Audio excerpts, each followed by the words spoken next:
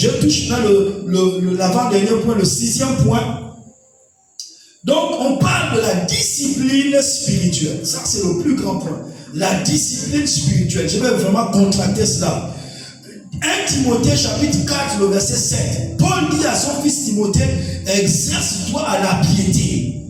1 Timothée chapitre 4, le verset 7. Paul dit à Timothée, exerce-toi à la piété.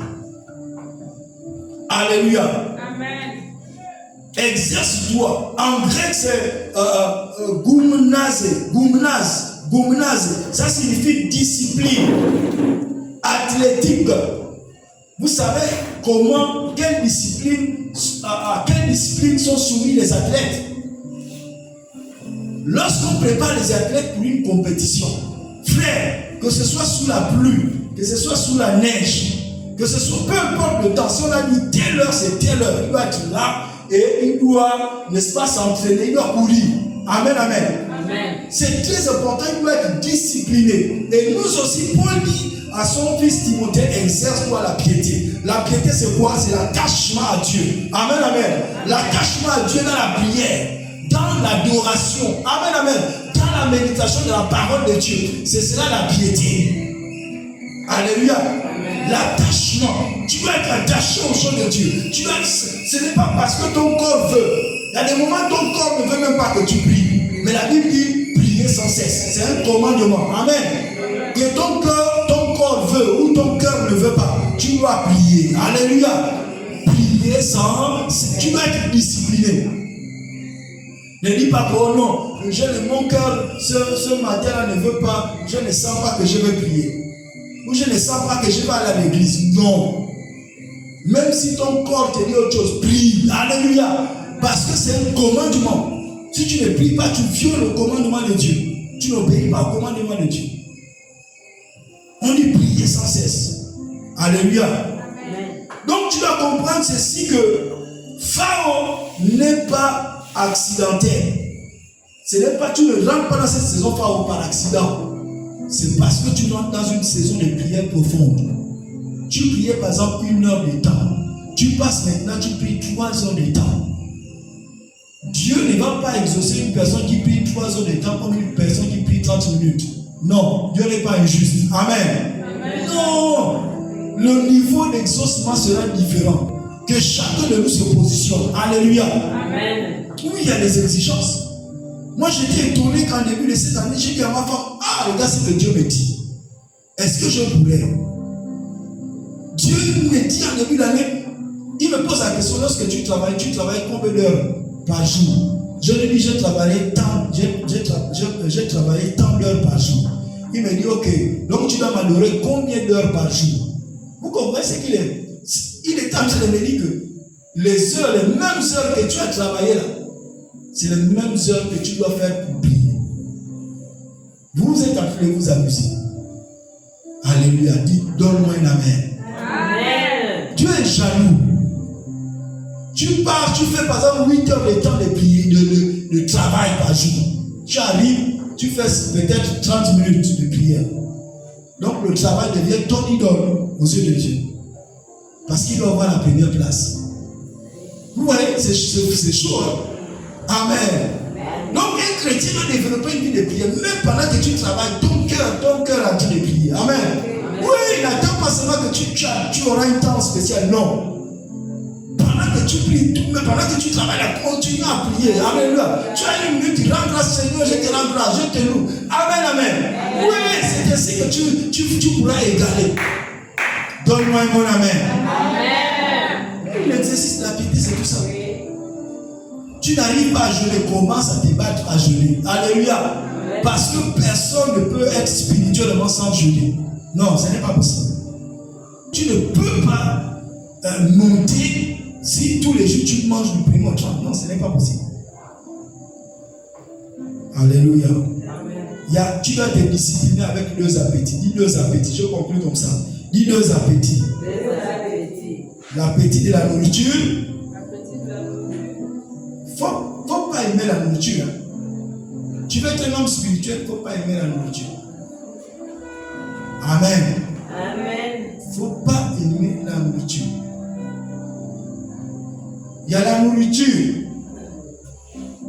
Deuxième chose, si tu es un homme, si tu es une femme, et c'est que je vous dis là, même ceux qui sont dans les occultes, les occultistes utilisent ces clés-là. Et de fois ils jeûnent. Tu ne peux pas être un grand commerçant si tu ne passes pas par certaines exigences. Alléluia. Et la deuxième chose, c'est que tu dois te maîtriser. Si tu es un homme, tu dois te maîtriser des femmes. Si tu es une femme, tu dois te maîtriser des hommes. Tu ne peux pas être un homme monter à un niveau ou de rentrer dans la saison froide si tu ne te disciplines pas sexuellement. Ce n'est pas possible. Ça va être difficile. Vous comprenez ce que je suis en train de vous dire? Nous sommes dans la saison froide. La discipline et les rigueurs. Amen, amen. Amen. La discipline spirituelle.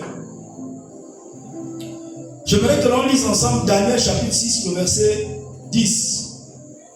Daniel 6, le verset 10.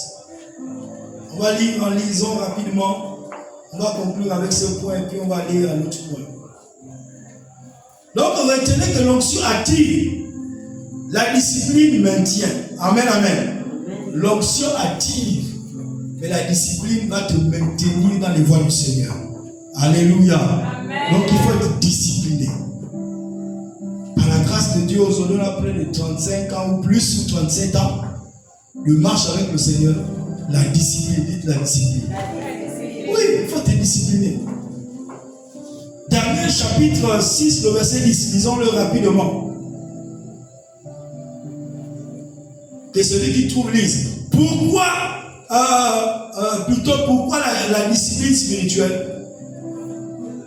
Parce que sans discipline, l'exposition détruit. Si tu n'es pas discipliné, tu t'exposes, tu seras détruit. Beaucoup des hommes de Dieu ont été détruits. Parce qu'ils se sont élevés, ils ont été exposés. Parce qu'ils n'étaient pas disciplinés sexuellement, les affaires des sexes leur ont rattrapé. C'était là eux qui sont en train de finir tous les chants, ils sont en train de finir toutes les sœurs dans l'église. Et le scandale est grand. Parce qu'ils ne se sont pas disciplinés. Donc, sans discipline, la visibilité corrompt. Sans discipline, l'influence s'effondre. Ok? Donc, Pharaon ne se produit pas sans effort humain.